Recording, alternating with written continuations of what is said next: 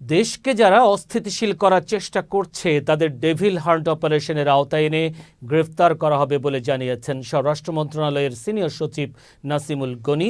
দুপুরে সচিবালয়ে স্বরাষ্ট্র মন্ত্রণালয়ের সম্মেলন কক্ষে অপারেশন ডেভিল হান্ট সম্পর্কে প্রেস ব্রিফিংয়ে এই কথা বলেন তিনি। এই সময় তিনি বলেন, দেশের পরিস্থিতি অনেকেই অস্থিতিশীল করার চেষ্টা করছে, সেটাকে স্বাভাবিক করতে এই অপারেশন চালানো হবে। অভিযানটি একটা পুলিশ অ্যাকশন।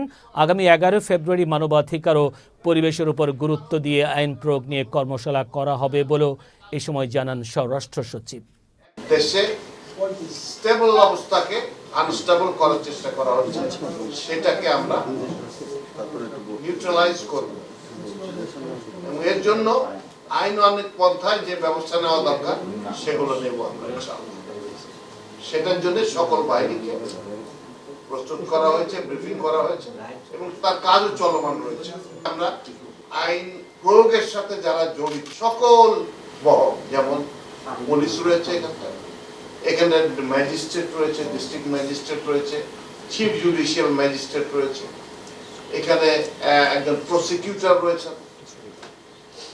ইনার সকলে জড়িত। ইনাদের সকলের সাথে আমাদের একত্রে সবাই বলবো কিভাবে আমরা সুষ্ঠুভাবে আইনটা প্রয়োগ করতে পারি।